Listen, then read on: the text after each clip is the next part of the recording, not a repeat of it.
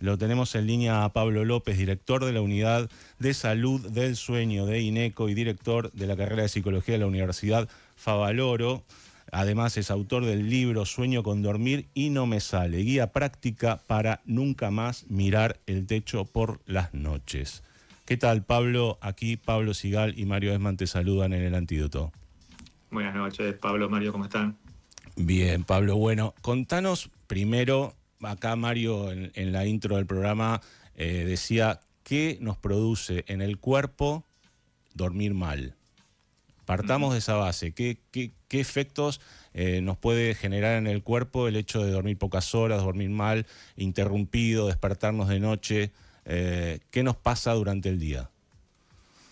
Bien, Pablo, digamos, una cuestión a tener en cuenta primero es saber bien qué es dormir mal, ¿no? Uh-huh. Porque muchas veces solamente nos centramos en el hecho de cuántas horas dormimos y esa es una de las cuestiones que nos importan, ¿no? También es relevante si dormimos de corrido, como mencionabas recién, es decir, que no tenemos despertares, cuánto tardamos en dormirnos o incluso si el sueño es en horarios regulares.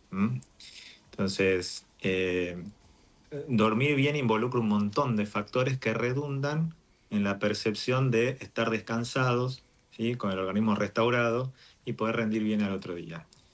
Cuando dormimos, hay varios procesos de recuperación, tanto de recuperación física como cognitiva, mental e incluso afectiva. Si nosotros dormimos mal, es más probable que, por ejemplo, estemos más cansados o incluso tengamos más riesgo de tener accidentes, de lesionarnos, de tener dificultades para la atención, para la concentración, de poder cambiar de una actividad a la otra y utilizar los recursos de forma óptima. Y también solemos estar más ansiosos, más irritables y con el ánimo más decaído. Esto sin contar también la afectación que se genera en, por ejemplo, nuestro sistema inmunológico, sobre todo cuando esta dificultad para dormir se mantiene en el tiempo, ¿no? Nuestro organismo empieza a lesionarse en términos de las defensas, Uh-huh. todo su sistema inmunitario, y eso es lo que nos predispone a estar, digamos, a tener más probabilidades de enfermarnos, sin pensar en cosas muy graves, ¿no? Sí. Ya el hecho de, por ejemplo, engriparnos o estar resfriados más frecuentemente, eso puede ser una señal que esté asociada con estar descansando de forma insuficiente. Claro, te bajan las defensas el hecho de no estar bien descansado. Y porque de alguna manera nuestro organismo está forzado, ¿sí? No Uh-huh. está pudiendo tener esos momentos de recuperación que son tan necesarios. Pensemos que todas las especies duermen y eso un poco nos pinta la relevancia que tiene ese proceso para la vida de los seres vivos.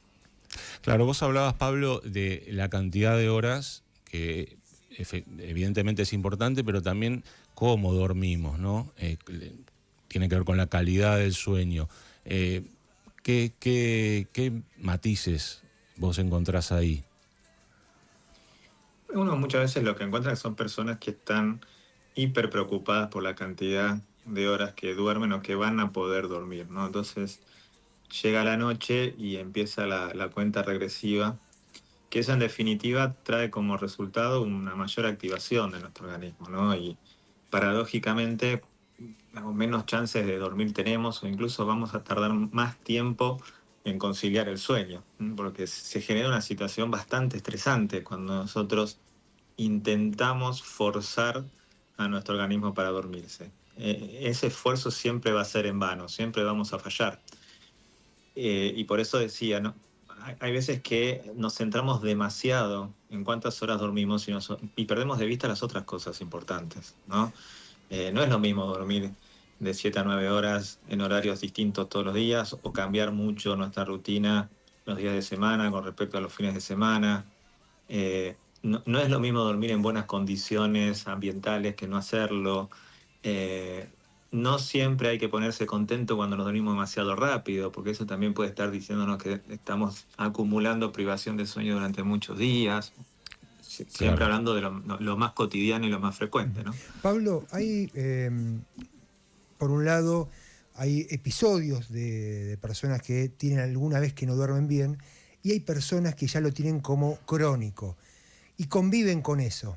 Ahora, el punto está que en esa convivencia a veces no consultan a un profesional. ¿Y qué pasa con el deterioro cognitivo? ¿Qué pasa con el envejecimiento? Esa persona expuesta en el tiempo a esa falta de dormir.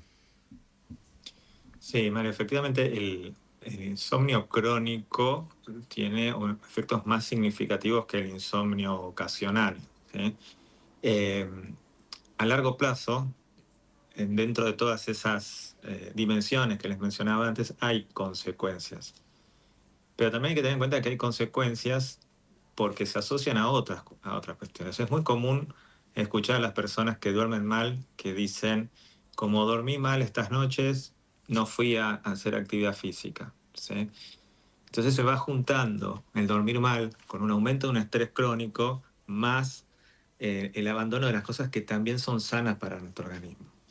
También sabemos, por ejemplo, que cuando dormimos mal de forma sostenida tendemos a comer distinto, ¿sí? La gente empieza a comer, a consumir más calorías, ¿sí? Dietas menos sanas, y eso también se va combinando para hacer un combo de riesgo que a largo plazo está asociado, ¿sí? Con el desarrollo de enfermedades cardiovasculares, con trastornos metabólicos como la obesidad o la diabetes tipo 2, e incluso también la posibilidad de desarrollar a largo plazo trastornos mentales, particularmente trastornos de ansiedad y del estado del ánimo, en especial depresión. Y vos decías, ¿no? Esta cuestión de a veces, cuando esto se cronifica, de que las personas empiezan a recurrir a ciertas estrategias farmacológicas sin supervisión, ¿no? Y eso es lo más trascendente, porque digamos, lo que uno encuentra es que la persona vive tomando dosis que por ahí no son las óptimas o combinando medicaciones que no está bueno combinar, y eso tiene un efecto a largo plazo también, particularmente algunas de las medicaciones que la gente usa para dormir, los tranquilizantes más habituales, tienen esta particularidad de generar dos fenómenos. Uno es el de la dependencia y el otro es el de la tolerancia, es decir, necesitan ir tomando más medicación a medida que pasa el tiempo. Y sabemos que dosis altas sostenidas en el tiempo de determinadas medicaciones está asociado a deterioro cognitivo y posteriormente a demencias. Entonces no es gratis automedicarse.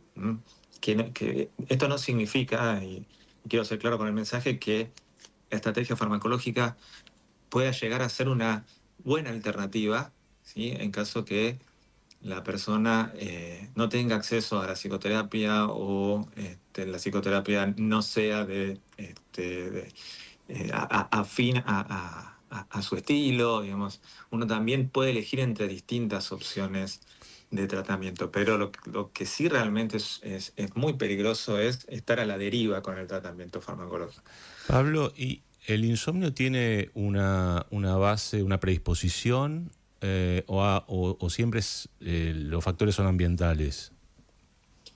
No, hay una predisposición, un porcentaje que nosotros llamamos de heredabilidad, Sí. que se combina con factores vitales estresantes. Es decir, las personas, como pasa muchas veces en las enfermedades o los trastornos vinculados con la salud mental, no se enferma quien quiere, sino quien puede, en el sentido de que hay personas que tienen factores de vulnerabilidad, por un lado biológicos, yendo a la pregunta específica, pero también psicológicos.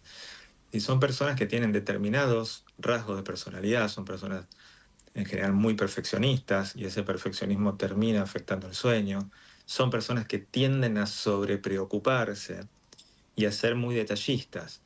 Entonces, esos factores de vulnerabilidad, cuando se conjugan con situaciones vitales estresantes, que nosotros las llamamos factores precipitantes, es decir, es la gota que rebalsa el vaso, pero no es el factor causal. Cuando se combinan ambas cosas, empiezan a aparecer los síntomas. Y luego, el insomnio tiene la particularidad de mantenerse por sus propios mecanismos, que en general están asociados con los intentos de control que las personas hacen para esforzarse por dormir. Uh-huh. Eso nos va llevando a una trampa de la cual es difícil salir. Es llamativo que digas ser detallista es un factor de vulnerabilidad, ¿no? Como que supuestamente la connotación de ser detallista podría ser algo positivo en un punto, pero es un factor de vulnerabilidad. Sí, por supuesto, altos niveles de detallismo y de perfeccionismo. ¿Sí? Claro. El perfeccionismo es un continuo que sabemos que, por decirlo de alguna manera, en dosis bajas es algo que ayuda a la acción y que ayuda a mejorar las cosas, pero superado cierto nivel Ujú. puede volverse contraproducente para sí mismo, ¿sí? Incluso llegando a postergar la finalización de nuestras cosas, generando un malestar significativo y una falta de disfrute, una ruptura de la espontaneidad, entre ellas la espontaneidad del proceso del sueño. ¿Sí? El perfeccionismo muy elevado en general está asociado con un malestar significativo. Antes sí planteaste el tema de las drogas, utilizar medicación, ¿no? Medicación para acompañar, para poder alcanzar el sueño, y lo planteaste como la última etapa, ¿sí? Llevado por un profesional. De mayor a menor, ¿cuál sería la etapa anterior? Una persona que debería probar antes de caer en la medicación. Bueno, eso depende también de los síntomas y de la intensidad de los síntomas, ¿no? Porque personas que tienen alguna dificultad para dormir aislada, no muy significativa, que incluso no ha llegado a afectar seriamente su rutina diaria, con una serie de cambios de hábitos puede ordenarse y dormir mejor. Ahora, cuando esto persiste, como les mencionaba hace un ratito, ¿no? Empieza a sostenerse solo, ¿no? El problema del insomnio se mantiene solo por sí mismo y ahí, por un lado, se cronifica. El criterio diagnóstico para el insomnio crónico es más de 3 veces por semana durante al menos 3 meses. Cuando eso se cronifica, la primera opción de tratamiento, y en esto no hay discusión entre los consensos de tratamiento, las guías de práctica clínica y los estudios más rigurosos, que son los estudios metanalíticos, hay una coincidencia total en que la terapia cognitivo-conductual es el tratamiento de primera elección, es decir, el tratamiento psicológico de este tipo es lo primero que tendrían que hacer las personas. Ahora, hay una realidad que es ineludible, que es que es un tratamiento que es poco accesible, no en términos económicos, porque en términos económicos a largo plazo tiende a ser mucho menos costoso que un tratamiento farmacológico, y más aún un tratamiento farmacológico que no está monitoreado, sino en el sentido de que hay pocos profesionales entrenados en este tipo de tratamiento, y esto es algo que no es específico de nuestro país, es una situación mundial, de hecho es un tema de discusión dentro del área, ¿no? Cómo lograr que el tratamiento sea más accesible para las personas y que no tengan que recurrir necesariamente al tratamiento farmacológico, que es lo que nosotros llamamos el tratamiento de segunda elección para el insomnio. Pablo, para ir redondeando y yendo al título de tu libro, que es Guía Práctica para nunca más mirar el techo por las noches, si tuvieras que decir 3 consejos clave, básicos, para empezar y evitar no quedarte mirando el techo por las noches, ¿cuáles serían esos 3 consejos? Primero y principal, en esto que mencionaba antes de la sobrepreocupación por dormir X cantidad de horas, es importante que resguardemos cierto tiempo que marque una diferencia entre la actividad y el descanso, ¿sí? Es decir, que no pretendamos venir con la aceleración de la vigilia de cuando estamos despiertos a dormirnos, ¿sí? Porque nuestro organismo sigue activo y no hay nada más dañino, por decirlo de alguna forma, para el sueño que estar en la cama sin dormir. Claro. Quienes han estado un tiempo prolongado en la cama sin dormir saben el malestar que eso genera, la ansiedad que genera, la activación y la presencia de preocupaciones, ¿sí? Porque en ese momento baja toda la estimulación externa y nos encontramos con nuestros pensamientos. Entonces, respetar ese tiempo, porque si estamos desesperados por dormir nos vamos a apurar a hacer eso. Aunque seamos insistentes en los que nos dedicamos a esto, tener cuidado con el uso de los dispositivos electrónicos al momento o en el tiempo cercano a irnos a dormir, porque eso afecta seriamente uno de los principales mecanismos de regulación de nuestro organismo, que tiene que ver con la presencia y la ausencia de la luz. Cuando en el momento que tenemos que estar bajando la luz, la aumentamos, eso tiene un costo y dificulta nuestro sueño.